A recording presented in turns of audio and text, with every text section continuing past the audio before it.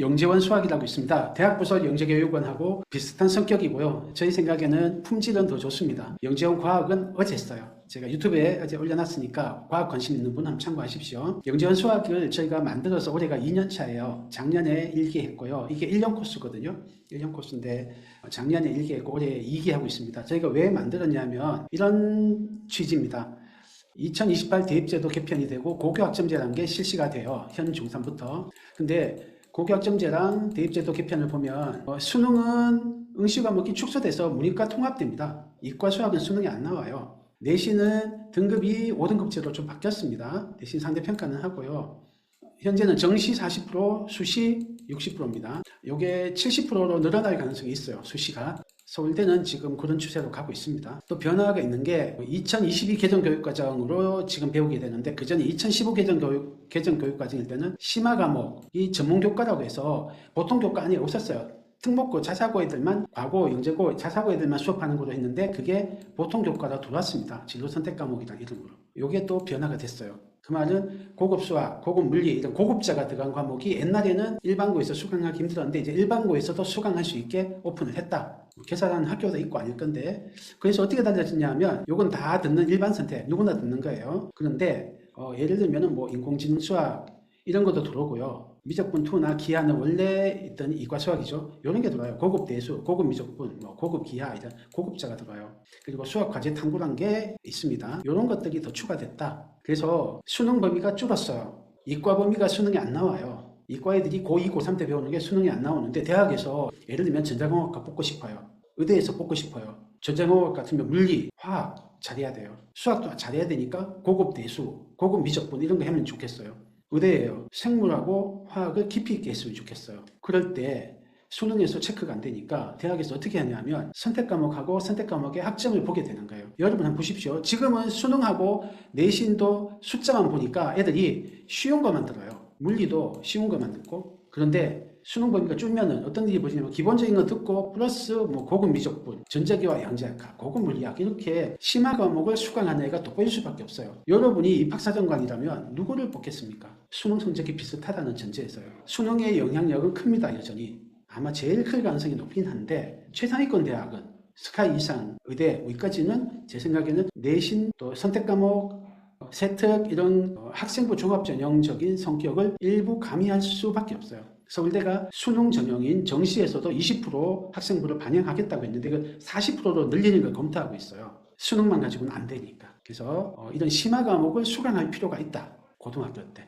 이게 바뀐 함입니다. 그래서 현재는 점수 따기 좋은 과목만 학습해서 수능 치고 내신 따도 뭐라고 안 해요. 학교에서도 일반고에서도 심화 과목 또는 전문 교과를 개설하지도 않아요. 아까 말씀드렸지만 그는 전문 교과라고 해서 빠져 있었거든요. 하지만 2022 개정 교육 과정부터는 그게 보통 교과로 들어왔어요. 고급 수학 이런 게. 그래서 고급자가 붙은 과목이 2022에서는 최상위권에서 필수까지는 아니겠지만 우대받는 거로는 변할 겁니다. 그러면 어떤 일이 벌어지냐면 이런 고급 지식을 학습하는 능력이 필요하다. 이거를 EBS 강의가 있을까요? 고급 미적분학? 제 생각에는 EBS는 있을 수도 있고 없을 수도 있는데 인강이 그렇게 많이 발달하기 어려울 겁니다. 학원 도움 받기가 쉽지 않을 거예요. 오프라인 학원은 아마 대치동 정도나 분당 정도 돼야지 오프라인 학원에서 고급 물리 이런 거를 가르치는 수업이 있지 아마 없을 거예요. 지금 영재고나 과학고 내신 대비 수업이 대치동에만 있거든요. 분당에도 없거든요. 목동에도 없거든요. 중계동에도 없고 송파에도 없어요. 오로지 대치동에만 있거든요. 아마 그 정도 급까지 될 수도 있어요. 대치동에만 수업이 있을 수도 있어요. 그렇게까지 학원이 별로 없을 거다. 그런데 필요성은 높여졌다. 고급 물리학, 고급 수학, 고급 미적분학, 고급 대수 이런 게 그러면은 혼자서 공부할 수 있는 학습 능력 또는 공부할 마음을 길러주는 게 필요하다. 이게 저희들의 문제의식이었어요. 그러면 그런 걸 어떻게 길러줄까? 아이들이 지금 이제 막 진도 나가고 있는 애들이니까 이 진도를 훌쩍 뛰어넘는 고급 지식을 학습시킬 재주가 없잖아요. 공교육 커리큘럼 따라가서는. 그렇다고 해서 이 위계 질서를 뛰어넘어서 이제 중학교 2학년 거 공부하는 애한테 고등학교 2학년 걸 막 공부시킬 수도 없잖아요. 대주도 잘 알 거고 이 건너뛸 수가 없어요. 근데 그게 마치 우리가 솔루션이 있었어요. 그거하고 비슷한 고급 지식을 학습하고 그걸 이용해서 탐구를 하는 게 대학부설 영재교육원에서 이루어지고 있었던 거예요. 대학부설 영재교육원이 진학하기가 힘들었어요. 합격하기 힘들기도 하고 그 전에 교육청 영재교육원이나 영재학급을 수료한 애들만 지원할 수 있으니까 지원할 수 있는 애들이 정말 소수인 거예요. 근데 공부는 하고 싶어. 고급 지식을 자기가 배우고 탐구해보고 싶어. 그런 애들한테 좋은 솔루션이 없다고 생각을 했어요. 그래서 저희가 만들었습니다. 대학부설 영재교육원과 동등한 또는 더 이상의 품질을 가지는 프로그램을 만들었어요. 그래서 저희 문제식이 영재고나 과학고, 자사고, 최상위권, 의대 같은 걸 준비한다면 진로 선택 과목 플러스 심화 과목 플러스 AP라고 대학교 과목에 해당되는 걸 미리 듣거든요. 영재고, 과학고, 자사고에서는. 이런 것까지 수강을 고등학교 다니는 동안에 할 수 있어야 되는 거예요. 그래서 고급 지식 학습 역량을 개발을 해야겠다. 이거는 공교육청의 커리큘럼 일반 교과서에서 어렵다. 그리고 이주호 장관이, 교육부 장관이 수행평가랑 프로젝트를 고등학교에서 많이 늘리겠다고 하는 거예요. 그래서 암기식, 수능식 입시로 매몰되는 건 아이들을 위해 불행하다. 그래서 배우는 즐거움을 바탕으로 자기주도 학습이 이루어져야 한다. 이를 잘 이끌어내는 게 프로젝트 학습이다. 그래서 이 프로젝트 수업을 확대하려고 하는 것은 이주호 장관뿐만 아니고 교육부의 고위 공무원 그리고 교육계의 오피니언 리더들, 파워 엘리트들이 다 가지고 있는 생각이에요. 그래서 IB를 확대한다든지 이런 게 동일한 취지입니다.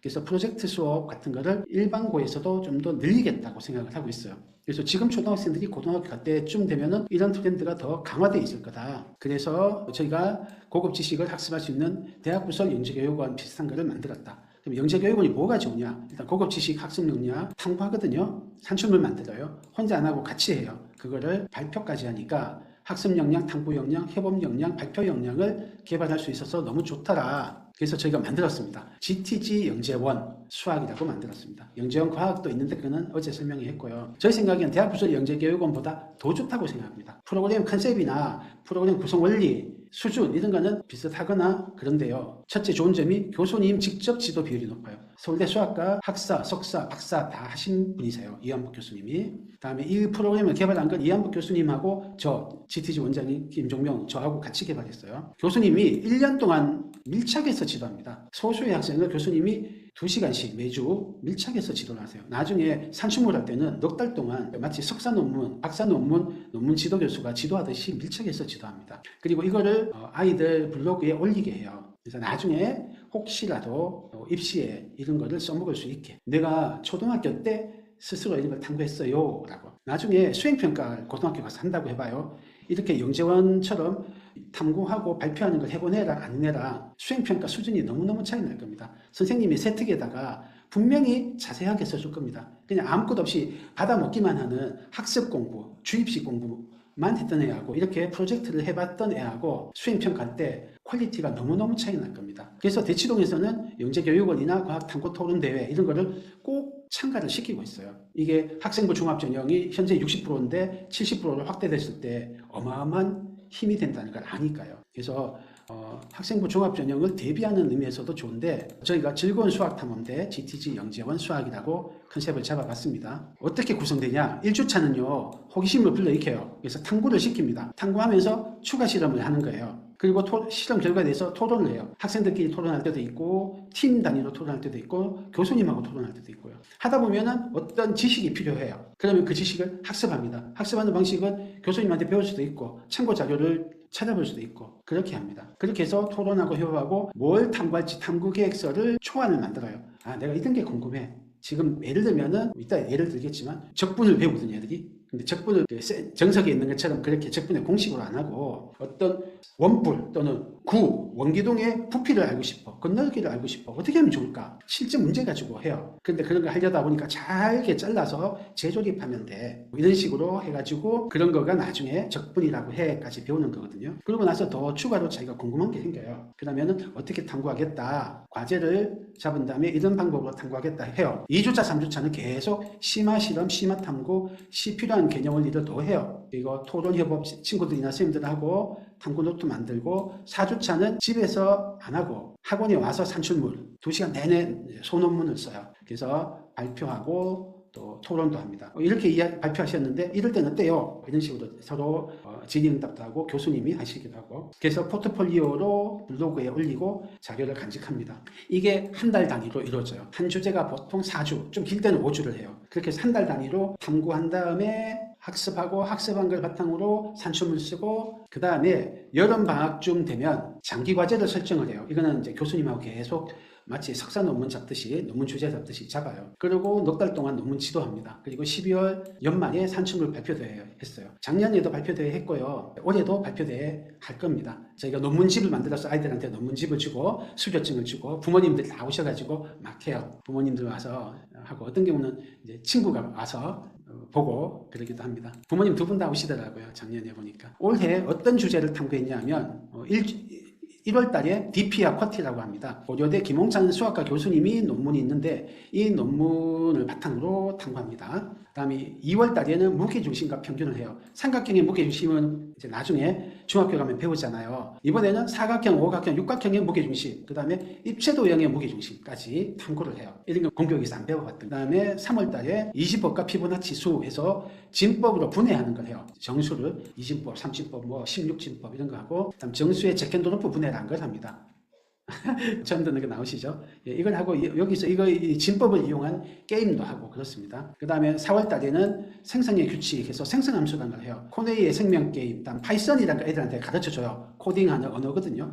그래서 파이썬 가지고 애들이 코딩을 해요. 생명게임을. 또 L 시스템이라는 또 다른 코딩 언어가 있어요. 그걸로 프랙탈을 만듭니다. 그래서 생명게임, 프랙탈 이런 생성하는 거를 프로그래밍 언어를 배워서 실제로 실험을 해요. 그래서 이따가 보면 아시겠지만 이게 너무 재밌었는지 어떤 애는 새로운 언어를 해요. 마인크래프트라는 유명한 게임이 있어요. 아실 거예요. 깍두기로 나오는 마인크래프트 안에서 생명게임을 코딩으로 구현하는 애가 있어요. 이번 이제 12월 발표하는 장기과제로. 도형의 분할과 재구성. 얘가 유명한 거예요. 왈라스 보여이 게르빈 정리라는 유명한 정리가 있어요. 뭐냐면은 모든 다각형은 U 한 번 잘라가지고 재조립하면은 넓이가 똑같은 다른 다각형으로 변환할 수 있다. 예요. 이거를 애들이 이용한 퍼즐도 해요. 예를 들면 정삼각형을 잘라서 정사각형 만들기, 정오각형 만들기, 정육각형을 잘라서 정사각형 만들기 등등등 여러 가지를 해요. 그래서 왈라스 보여이 게르빈 정리를 증명하는 것까지 해요, 애들이. 그 다음에 입체도형에서 대내 증명이라고 있어요. 입체도형을 분할해서 재조립하면은 변환할 수 있냐, 부피가 똑같은 거. 근데 이건 불가능하거든요. 근데 이것도 해요. 이제 아주 고급한 수학자들의 정리를 증명하고 이걸 이용한 거고, 이게 흥미로워서 애들이 작년에도 올해도 이 도형의 분할과 재구성을 이용한 퍼즐도 만들고 이런 애들이 꼭 있어요. 그 다음에 함수의 그래프라는 걸 합니다. 어떤 거냐면 1변수 함수, 1차 함수, 2차 함수, 원, 삼각함수 이런 거를 해요. 고등학교 때 배우는 거를 지금 초등학생들이 선행도 아닌데 할 수 있어요. 거기서 더 나아가서 2변수 함수까지 해요. 변수가 2개인 거. 구, 포물면, 쌍곡면. 여기서 좀 더 나가서 매개 변수를 이용하는 것도 해요. 애들이 어떻게 하냐면 지오지브라는 수학 그림도 그려지고 그래프도 그려주는 앱이 있어요. 이 지오지브라를 이용해서 함수를 그려봐요. 그래서 어떻게 하냐면 나중에는 고등학교에서는 포물선, 쌍곡선, 타원 이런 평면의 2차 곡선까지만 하거든요. 근데 얘들은 3차원에 있는 포물면 이런 것까지 그려봐요. 함수를 만들어서. 그래서 이번에 발표한 애 중에 이거 이용해서 하는 애 있어요. 지오지브라랑 이런 거 이용해서. 다음 작도. 작도는 기본 작도도 하고 정오각형 작도, 2차 방정식 작도, 황금비 작도 이런 것들을 지오지브라 이용해서 해요. 자학 컴퍼스보다 더 효과가 좋죠. 그래서 다양한 작도들을 퍼즐처럼 풀어요. 그냥 작도 공식을, 작도 방법을 외워서 문제 풀고 이런 거 아니고요. 이거 어떻게 작도할 거야? 하면 자기가 머리에 있어서 정확하게 작도하고 그래요. 이게 재밌어서 이번 장기과제로 소논문 작도로 쓴 애도 있어요. 걔는 원래 작도란 게 직선자하고 컴파스만 가지고 원하는 도형을 그리는 거거든요. 근데 이 친구는 컴파스를 빼요. 컴파스가 거리를 옮기는 기능을 하는데 거리 옮기는 걸 빼고 직선자하고 고정원 한 개만 가지고 정오각형 작도하거나 이런 거를 연구를 해요. 그 다음에 통계도 합니다. 데이터 분석하고 통계적 추론해서 정규분포 실험하고 상관계수, 회귀분석, 이항분포, 또 가설과 추정, 중심극한 정리 이런 것들을 해서 통계를 이용해서 뭘 하는 걸 해요. 이거를 이용해서 이번에 또 딴 친구가 논문을 하나 씁니다. 일단 논문 보여드릴게요. 그 다음에 적분과 미분도 해요. 여기서 무한을 합니다. 무한. 까발리에리 원리, 파푸스 굴린 정리, 원구, 원뿔의 부피도 구하고 다항함수의 적분해요. 매개변수 이용해서. 미적분의 기본 정리, 미분까지 나가는데요. 이렇게 무한이 돼서 하다 보니까 무한이 너무 신비해서 요번에 두 학생이나 무한에 대한 논문을 썼더라고요. 이런 식으로 저희가 9달 동안 한 달 단위 탐구하고 장기과제를 석 달 동안 소논문을 써요. 애들 소논문을 조금 보여드릴게요. 작년 거 말고 올해 겁니다. 조금만 그냥 맛만 보여드릴게요. 첫 번째 80, 80, 20 삼각형, 이렇게 뾰족하게 삼각형인데 다양한 문제들이 있습니다. 이것들을 어떻게 구하는지를 체계적으로 분류해서 했어요. 그리고 풀이가 여러 가지 있는데 자기가 찾아내는 것도 있고, 이제 멋진 풀이가 있으면 그것도 따로 연구하고 그렇게 한 게 있어요. 이건 4학년 학생 겁니다. 4학년 학생이 이렇게 연구했고요. 이것도 같은 4학년인데 이런 무한급수를 구해요. 무한급수를 그림을 이용해서 구하기도 하고, 그 다음에 예를 들면 이진법의 0.111이 얼마일까? 삼진법의 0.112는 얼마일까? 이런 거가 궁금증이 생긴 거예요. 그래서 그거를 구해냅니다. 이것도 4학년 학생이에요. 이 친구는 메비스티를 연구해요. 요거 전에 요거 비슷한 걸 앞에서 했었단 말이에요. 한 달 동안. 거기서 자극을 받아서 지오지브라에 코딩을 해가지고 메비스티를 설계하고, 그래서 어떤 함수로 매개 변수를 배웠단 말이에요. 애들이 매개 변수 함수를 배웠기 때문에 매개 변수 이용해서 코사인 함수를, 사인 함수와 코사인 함수 이용해서 이런 거를 만들고 이거의 성질을 연구를 해요. 메비스티의 성질을. 그래서 얘들이 삼각함수 저보다도 잘 컨트롤하는 것 같아요. 그 다음에 다각형을 쪼개가지고 재조립하는 거를 이만큼 많은 거를 수업 시간에 했었거든요. 근데 그거를 이제 엄밀하게 증명하는 거예요. 그렇게 해서 X, Y, Z, W가 유일하게 결정됨을 뭘 이용해서 하냐면은 삼각함수가 들어간 연립 방정식 이용해서 해요. 루트가 들어가고 이런 거로. 마침 이 친구는 이제 선행학습을 해서 루트는 알았지만 삼각함수는 아직 안 배웠다는 학생이거든요. 근데 수업 시간에 했던 걸 이용해서 이 증명을 해내요. 이게 유일한 방법인지 아닌지. 이렇게 분할하는 게. 이 친구는 오일러 직선이란 거예요. 원래 오일러 직선 이런 거예요. 삼각형에서 무게중심, 수심, 이게 무게중심이요. 그 다음에 외심, 수심, 이 세 개가 언제나 직선 위에 있거든요. 그걸 오일러 직선이에요. 오일러가 이걸 발견했어요. 세 개의 중심이 다 일직선 위에 있다. 아무 삼각형이나. 그러면 입체적일 때 어떻게 될까 궁금했던 거예요. 그래서 정사면체 말고 그냥 일반적인 사면체에서 다 직선 위에 있을까 아니면 평면 위에 있을까를 탐구해 본 거예요. 근데 이걸 컨트롤할 수단이 없으니까 얘가 벡터를 공부한 거예요. 벡터는 안 배웠거든요. 근데 벡터를 찾아서 공부한 거예요. 그리고 지오지브라에 코딩해가지고 이 입체 도형을 그려서 막 찔러보니까 되는 걸 증명한 거예요. 저 깜짝 놀랐어요. 벡터는 배운 적이 없는데 그거를 증명을 해내요. 이 복잡한 수식으로, 벡터가 등장하는 수식으로. 그거를 지오지브라 배웠던 그 코딩 도구를 이용해서 그림으로 입체 도형을 만들어서 보여주고 꽤 증명을 잘했더라고요. 저도 궁금했어요. 평면일 때 되는 게 입체일 때도 될까? 입체는 되게 어렵거든요. 그런데 삼각함수와 벡터를 이용해가지고 한다. 이야, 대단하죠. 그 다음에 이 친구는 확률을 했단 말이에요. 이 친구들이 앞에서. 근데 이런 이제 주병구라고 신라 안압지에서 발견된 주사위가 있어요. 정육면체 주사위가 아니고 정십이면체 주사위가 아니고 이런 육팔면체라고 있어요. 삼각형과 삼각형으로 만들어진 주사위예요. 넓이가 비슷하지만 그래도 똑같지가 않기 때문에 확률이 조금씩 다르거든요. 그 확률을 계산해내요. 얘가 정규분포의 중심극한 정리를 이용해가지고. 그러고 나서 이 육팔면체일 때 요 삼각형 면이 바닥에 올 확률이 얼마인지, 사각형 면이 바닥에 올 확률이 얼마인지를 계산해내는 거예요. 코딩해가지고. 그 다음에 이 친구가 창의적인 게 이 종이컵을 반으로 자른 거예요. 그래서 종이컵 윗면이 나올 때, 아래를 보고 설 때, 옆으로 누울 때 세 가지 상태가 있거든요. 탑, 바텀, 사이드 이렇게 해서 각각의 확률을 계산을 해내요. 종이컵을. 얘가 이렇게 원뿔의 일부잖아요. 그래서 이걸 계산을 해내요. 굉장히 어렵거든요. 저도 이 확률을 계산하는 거 쉽지 않은데 아가리가 큰 부분이 위로 갈 확률과 아가리가 좁은 부분이 위로 갈 확률, 그리고 옆으로 누울 확률 이거를 다 계산을 해요. 그런 다음에 바텀 세 개를 던지는 거예요. 주사위는 네 개인데 얘는 상태가 세 가지니까 탑, 바텀, 사이드 세 가지니까 세 개를 던지는 거예요. 윷놀이 네 개처럼. 그래서 그 확률을 계산해요. BTT 뭐 이렇게 해가지고 확률식을 구하고 계산되는 확률을 코딩을 해가지고 해요. 그런 다음에 게임을 만들어요. 윷놀이 같은 게임을. 그래서 어떤 거는 유처럼 한 칸 가기, 두 칸 가기, 세 칸 가기, 다섯 칸 가기. 좀 나오기 어려운 거는 다섯 칸 가기를 해야 될 거 아니에요. 어느 게 어려운지 알아야 되잖아요. 확률이 낮은 애를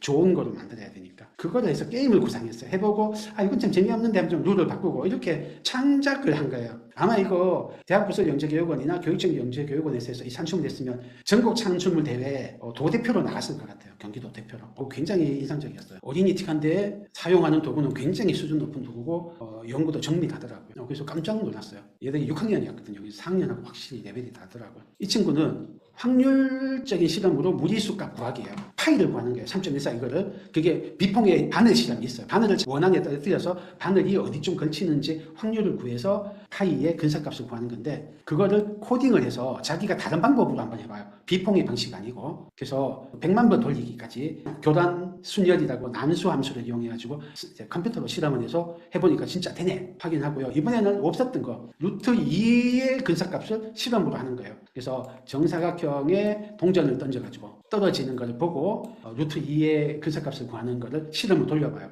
근데 인상적인 게 뭐냐면은 100만 번이나 했는데도 1.34 이렇게 해서 루트 2와 다르게 나오는 게 부정확한 거예요. 100만 번을 했는데 왜 그럴까 하고 자기 실험을 설계했잖아요. 실험 설계를 이유가 무엇일까 하다가 발견한 거예요. 요 동전이 떨어진다고 했는데 동전이 정확하게 이 대각선 선상에 떨어지지 않는 애들이 그 잘못되게 이제 설계를 한 걸 알아낸 거예요. 그래서 바꿔서 실험을 해요. 그러고 난 다음에 루트 2가 아니고 자연상수 2를 교란 순열을 이용해서 오일러의 자연상수 구하는 거에 도전을 해요. 자연상수는 어렵단 말이에요. 루트는 그러니까 중학교 때 루트 2 이런 거 배우지만 2는 배운 적도 없는데 이거를 도전해서 성공시켜요. 구해내요. 여기 지금 지면이 좁아서 제가 설계는 안 했는데 그럼 얘가 자연상수 2를 찾아내 학습을 했을 거 아니에요. 찾아서 이게 뭔지. 그리고 얘를 찾아내려면 실험을 어떻게 설계할지. 그리고 코딩 파이썬으로 짰거든요. 파이썬을 배웠기 때문에 수업 중에. 그래서 파이썬 코딩을 짜야 돼요. 지금 자신감이 이거 쉬운 거 아닙니다. 이거는 산출물 대해놨으면 누가 대신 써줬다고 오해받을 만큼 아주 수준이 높아요. 초등학교 6학년 이걸 어떻게 알 수 있어?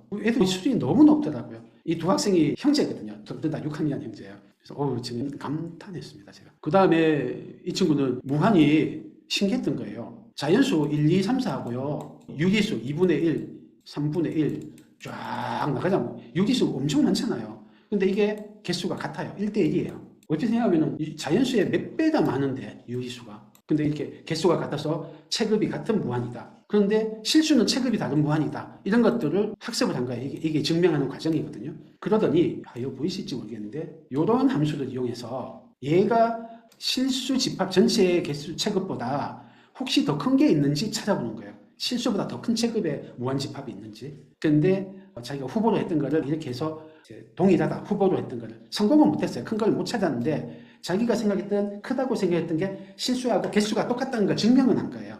이게 대학교에서 배우는 건데 이런 거를 한 애도 있고요. 얘는 이제 작도를 배웠잖아요. 근데 자만 가지고 정오각형 작도하는 거예요. 원래는 자와 컴파스 가지고 정오각하게 하는 건 했단 말이에요. 앞에서. 근데 이제 더 호기심이 생긴 거예요.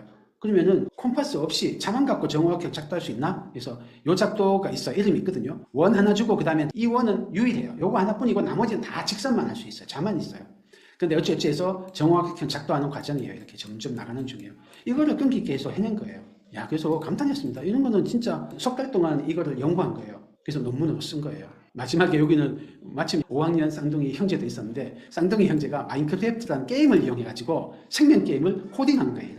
이렇게 해서 구현되는 걸, 입체해서 생명게임 구현되는 거를 탐구해서 해내더라고요. 그래서 이 코딩을 배운 거예요. 마인크래프트는 게임이 코딩이 있는지 몰랐는데 그 안에도 코딩이 있더라고요. 그래서 직접 자기들이 좋아하는 그 게임 안에서 생명게임이 구현되도록 만들었더라고요. 어린이다우면서도 이걸 위해서 얼마나 애들이 새로운 걸 많이 탐구하고 배우고 창조하고 그랬을까 생각하니까 흐뭇하더라고요. 이렇게 애들이 합니다. 산출물 발표대회를 저희가 12월 28일 날 마지막 토요일 날 하니까 서현역 근처에서 합니다. 오실 분은 한번 말씀하십시오. 수업이 어떻게 되냐면 제일 처음에 DP 쿼티라는 걸 하거든요. 그래서 김홍찬 교수가 저희 과 후배 기완복 교수님 동기예요. 고려대 수학과 교수인데 이 교수님이 DP 수열이라는 걸 가지고 논문을 썼어요. 대학 교수가 쓴 논문을 우리 애들이 합니다. 처음에는 쉽게 게임 형태로 해요. 게임처럼 해서 막 재밌게 하고 그런 다음에 점점 어려운 걸로 나갑니다.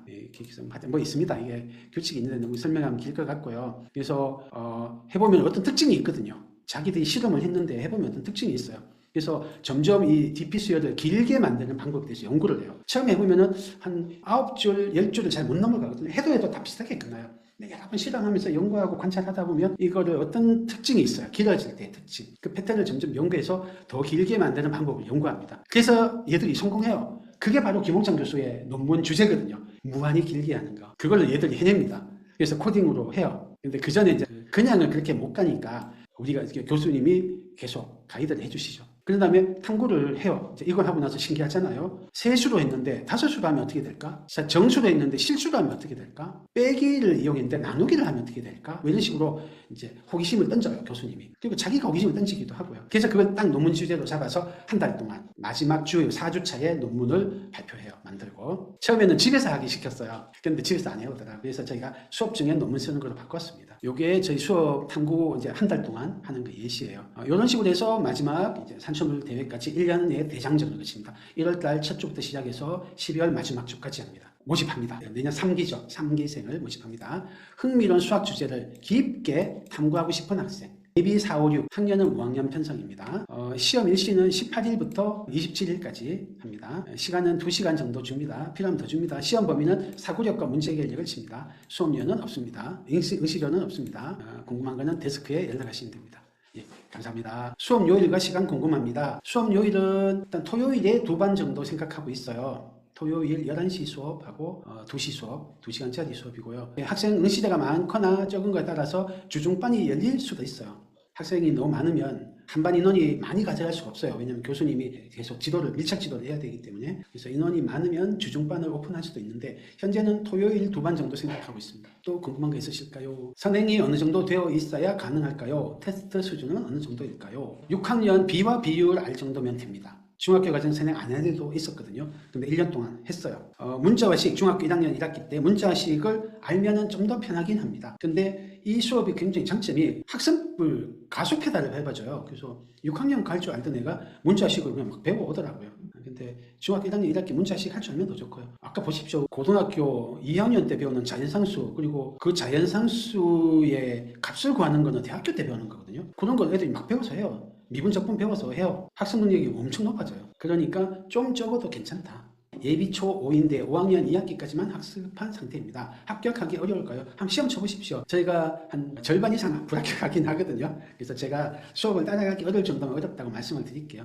테스트는 하십시오. 테스트 무료니까. 제가 합격 불합격 외에 이 학생의 사고력에 대해서 코멘트도 해드리고 학습 가이드도 해드립니다. 그래서 불합격하더라도 마이너스는 아니실 거예요. 작년 올해 보니까 1년 사이에 논문 수준이 더 올라왔어요. 구성원이 달라져서 그럴 수도 있긴 한데 전반적으로 논문 수준은 확실히 올라왔어요. 그리고 학습 수준도 많이 올라왔어요.